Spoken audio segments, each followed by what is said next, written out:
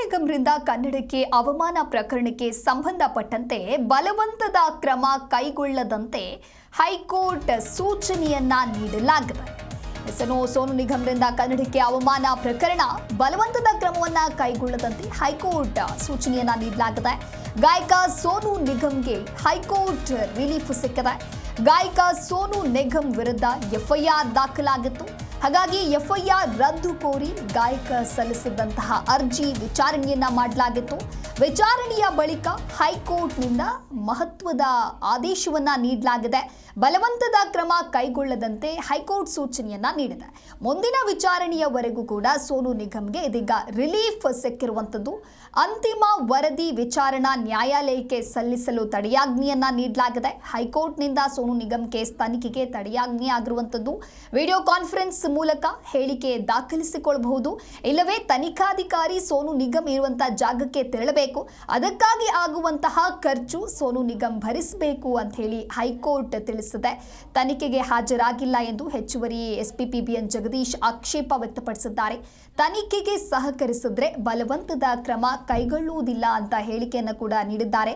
ಬೆಂಗಳೂರಿಗೆ ಸೋನು ನಿಗಮ್ ಹಾಜರಾದರೆ ಸಮಸ್ಯೆ ಆಗಬಹುದು.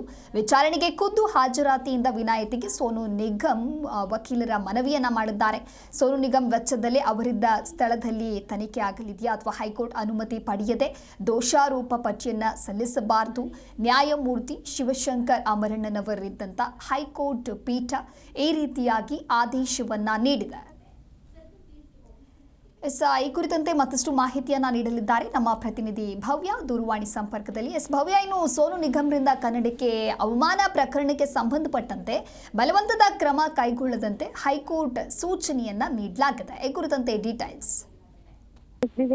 ಈ ಪ್ರಕರಣಕ್ಕೆ ಸಂಬಂಧಪಟ್ಟಂತೆ ಎಫ್ಐಆರ್ ರದ್ದು ಕೋರಿ ಸೋನು ನಿಗಮ್ ಅವರು ಹೈಕೋರ್ಟ್ಗೆ ಅರ್ಜಿಯನ್ನು ಸಲ್ಲಿಸಿದ್ರು. ಈ ಅರ್ಜಿಯ ವಿಚಾರಣೆ ಇವತ್ತು ಹೈಕೋರ್ಟ್ ನಲ್ಲಿ ನಡೆದಿರುವಂತದ್ದು. ಈ ಸಂದರ್ಭದಲ್ಲಿ ಹೈಕೋರ್ಟ್ ಅಂದ್ರೆ ವಿಚಾರಣಾ ನ್ಯಾಯಾಲಯಕ್ಕೆ ಸಲ್ಲಿಸಲು ತಡೆಯಾಜ್ಞೆಯನ್ನ ಕೂಡ ನೀಡಿದೆ. ಅಲ್ಲದೆ ತನಿಖೆ ನಿಮಿತ್ತ ಸೋನು ನಿಗಮ್ ಹೇಳಿಕೆ ದಾಖಲಿಸಿಕೊಳ್ಳುವ ಅಗತ್ಯ ಇದ್ರೆ ವಿಡಿಯೋ ಕಾನ್ಫರೆನ್ಸ್ ಮೂಲಕ ದಾಖಲಿಸಿಕೊಳ್ಬಹುದು. ಹಿಂದೆ ತನಿಖಾಧಿಕಾರಿ ಸೋನು ನಿಗಮ್ ಇರುವ ಜಾಗಕ್ಕೆ ತೆರಳಿ ಅವರ ಹೇಳಿಕೆಯನ್ನ ದಾಖಲಿಸಿಕೊಳ್ಬೇಕಂತ ಸೂಚಿಸಿರುವಂತದ್ದು. ಅಂದ್ರೆ ಅದಕ್ಕೆ ಆಗುವಂತಹ ಖರ್ಚುಗಳನ್ನ ಸೋನು ನಿಗಮ್ ಅವರೇ ಭರಿಸ್ಬೇಕಂತ ಹೈಕೋರ್ಟ್ ಆದೇಶವನ್ನ ಕೂಡ ಮಾಡಿದೆ. ಯಾಕಂದ್ರೆ ತನಿಖೆಗೆ ಹಾಜರಾಗಿಲ್ಲವೆಂದು ಹೆಚ್ಚುವರಿ ಎಸ್ಪಿ ಬಿಎನ್ ಜಗದೀಶ್ ಅವರ ಆಕ್ಷೇಪವನ್ನ ಕೂಡ ವ್ಯಕ್ತಪಡಿಸಿದ್ರು.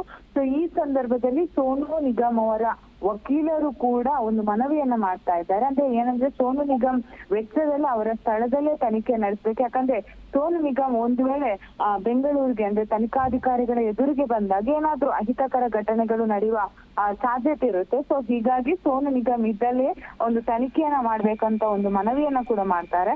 ಸೊ ಈ ಕಾರಣಕ್ಕಾಗಿ ಸದ್ಯ ಹೈಕೋರ್ಟ್ ಅಂದ್ರೆ ಅನುಮತಿ ಪಡೆಯದೆ ದೋಷಾರೋಪ ಪಟ್ಟಿಯನ್ನ ಸಲ್ಲಿಸಬಾರದು.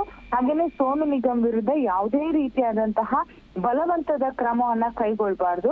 ಸೊ ಒಂದು ವೇಳೆ ಅವರಿಗೆ ತನಿಖೆ ಏನಾದ್ರೂ ತನಿಖಾಧಿಕಾರಿಗಳಿಗೆ ನಡೆಸಬೇಕಿದ್ರೆ ಸೋನು ನಿಗಮ್ ಇರುವ ಸ್ಥಳಕ್ಕೆ ಹೋಗಿ ಅಥವಾ ವಿಡಿಯೋ ಕಾನ್ಫರೆನ್ಸ್ ಮೂಲಕ ತನಿಖೆಯನ್ನ ನಡೆಸಬೇಕು. ಒಂದು ವೇಳೆ ಅದಕ್ಕೆ ಏನೆಲ್ಲ ತಗುಲುತ್ತೆ ವೆಚ್ಚ ಅದನ್ನ ಸೋನು ನಿಗಮೇ ಭರಿಸ್ಬೇಕಂತ ಹೈಕೋರ್ಟ್ ನ್ಯಾಯಮೂರ್ತಿ ಶಿವಶಂಕರ್ ಅಮರಣ್ಣನವರವರಿದ್ದ ಹೈಕೋರ್ಟ್ ಪೀಠ ಈ ಒಂದು ಆದೇಶವನ್ನ ಕೂಡ ಕೊಟ್ಟಿರುವಂತದ್ದು. ದಿವ್ಯಾ. ಓಕೆ, ಥ್ಯಾಂಕ್ ಯು ಭವ್ಯ ನಿಮ್ಮೆಲ್ಲ ಮಾಹಿತಿಗಾಗಿ.